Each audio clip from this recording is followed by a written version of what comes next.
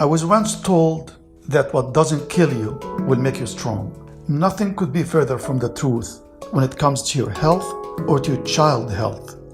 When you are told it's a benign tumor or a benign condition, it's not gonna kill you, but there is no treatment for you here. Or worse, there is treatment, but you can't afford it. That does not make you strong. That weakens you. Day in and day out, you are living without hope. Rakai, a small town in the central part of Uganda, where hundreds of thousands of people live in extreme poverty.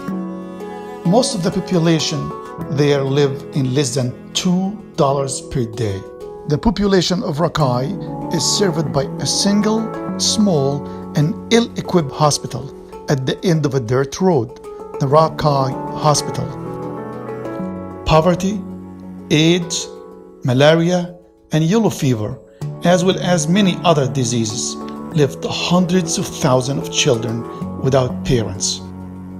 Orphans having to fend for themselves against the harsh reality.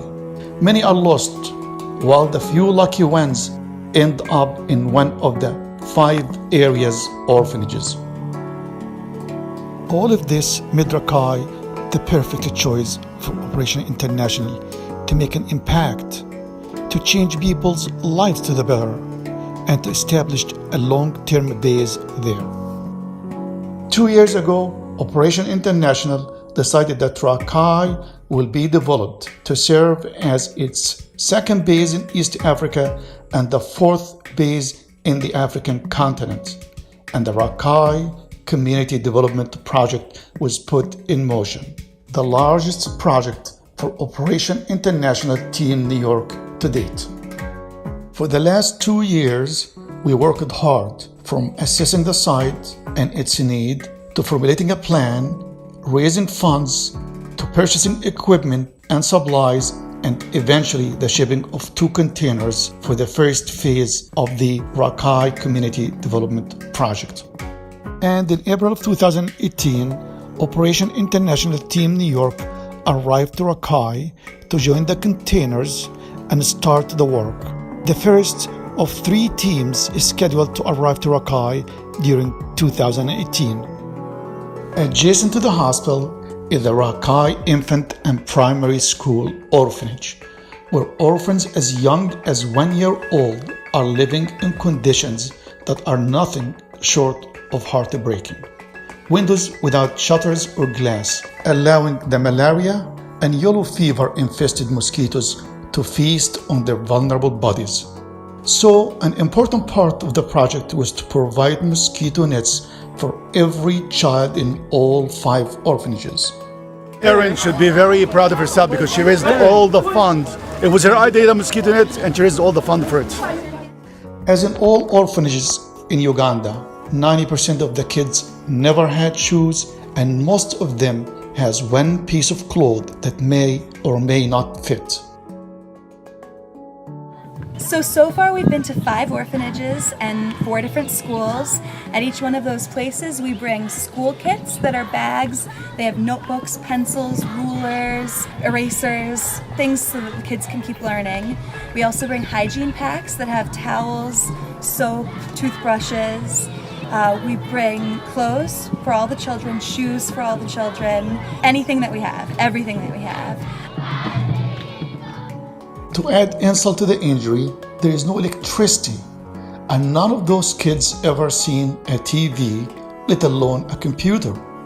They are living in a dark and far away edge of our universe. The installation of solar panels, a TV, and 3 computer terminals will chase away darkness and open a new horizon for those poor souls. No words could describe the moment the lights will turn it on for the first time, but for sure it will stay with many of us for the rest of our lives. And the situation at the hospital is no better than the situation at the orphanage. The hospital is empty. Even the lights on the ceiling do not work. The entire hospital had 2 oxygen tanks. They have nothing. They don't have pillowcases, they don't have lights, they don't have clean gowns, they don't have anything. Out of the maybe like 10 rooms in this hospital, with only 2 light bulbs. When you look at the situation here, you look at the patients, they're sleeping 3 and 4 to beds. The families are sleeping in the grass outside. It's such a miserable situation, really. The healthcare system in Uganda is not very good. Last year, the medical fraternity of this country went into demonstration, and they were demonstrating for 4 things. But one of the 4 things were the equipment and medical supplies in the hospitals. But we are very grateful with Operation International. It has brought us equipment that we have been yearning for.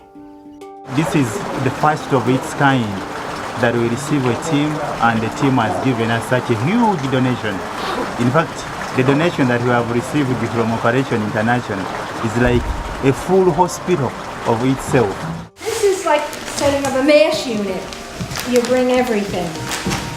And they're going to have a beautiful functioning OR when we leave. 1, 2, 3. Whoa! Everybody ready? You guys are unbelievable, man. Oh my God. We brought with us enough equipment for 3 fully functional modern operating rooms. When we're done, it's going to be completely transformed.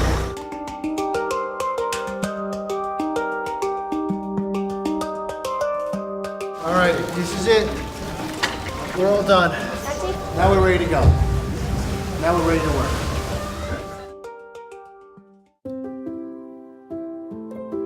There are so many patients who are in need of surgery. There are some patients who have been having these conditions for a long time, but they could not access the services. First day when we were doing the clinics and screening the patients, there were literally 500-600 people waiting to be seen, and there were only 2 or 3 rooms available, and the hallways are crowded, the grounds are crowded. Even the staff had a hard time getting into their own exam rooms because there are so many people. Things move slowly in third world countries. The first day is difficult because we don't have a system running in place yet. Now getting patients in and trying to create a system where patient gets screened, moved to the OR and so on. It takes a few hours in the beginning. Sit down here and the plastic surgeon will see you. Gynecology over there. Heart problems? Okay, I'll leave her for you. These are straightforward thyroids. These are kids, young kids with hernias. Okay, we'll take care of everybody, okay? Why is she lying on the floor? We don't have enough beds. If we have a lot of patients, they can even be 4, especially these young ones, on the same bed. You can have 4 of them in the same 4 bed. on the same bed. Wow. Medically, it's not good, but sometimes because of lack of space. Yes.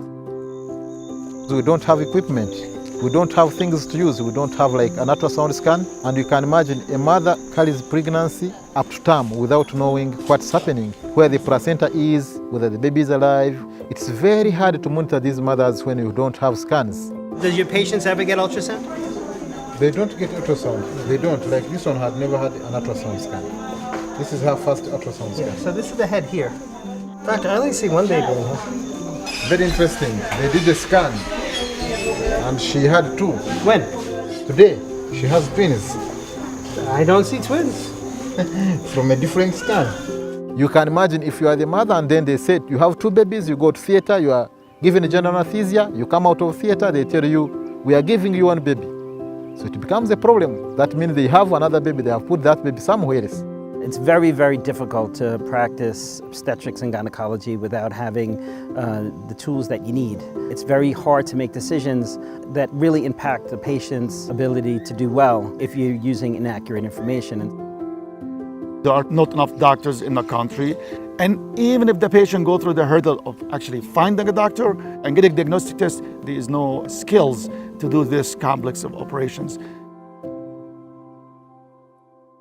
This is a 1-year-old girl, burnt both of her hands a few months ago. She's developed these contractures at the hand. She cannot open the fingers. This one is completely contracted, including the wrist and the fingers. So today we're going to try and release as much as we can and put a little skin graft so at least she'll have some use of her fingers. It may take 2 or 3 hours. The first one? Because it's 2 hands and skin graft. There's a lot of stitching. Okay. A lot of these patients have conditions that are untreatable here. For them, when we show up here, this is like winning the lottery. This is the one-time opportunity for them to be treated and maybe turn their life around. 2 years ago, he started noticing that little lump here that grew into that big tumor, neurofibroma. It's a benign tumor that's rapidly growing, and now he cannot move his neck. We've done cases similar to that in different countries. So today, this wonderful young man is going to be able to move his neck again. It's unbelievable. This is unbelievable. Frustration upon frustration. We just fired the generator, got the electricity, put the kid to sleep, and now the generator itself stopped working. And now everything died. I mean, we don't have power for the past 3 hours now. So we are poor, we don't have much good Macintosh. But we work on our people, they get healed by God's mercy. So Maria is a lovely, lovely girl, very smart, polite, gentle soul, and she had unfortunately been, harboring this soft tumor in the left side of her neck, and it's been just growing and growing and growing. She has suffered from this disease since birth, but I never had the means to pay for medical help because we're poor. It's very difficult for us in the United States to appreciate the gravity of having a tumor that's growing and it's not going to kill you because it's a benign tumor, but it's going to continue to grow. And at one point, it's going to be big enough that she won't be able to move her neck except to one side because of the restriction that tumor creates. I don't know what kind of quality of life she would have had, but it would not have been a pretty quality of life. You're a beautiful girl, you know that, right? Yes. And we're going to make you look really, really pretty. Because you're really, really pretty, to begin with. When you take this out, you're going to look really pretty. Out here, there's stigmata that is attached to this kind of deformities or tumors where other children make fun of them, they don't go to school, it just disrupts their normal childhood. My mother committed me. It's going to come. Wait. God can help you. We removed that mass from the side of her neck and she was very happy.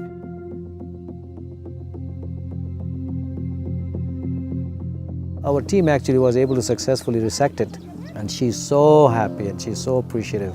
I was actually very happy myself to see that, see the smile on her face. And today in the morning she gave me a big hug. I am so happy with the wonderful work you've done for my daughter. My dream came true.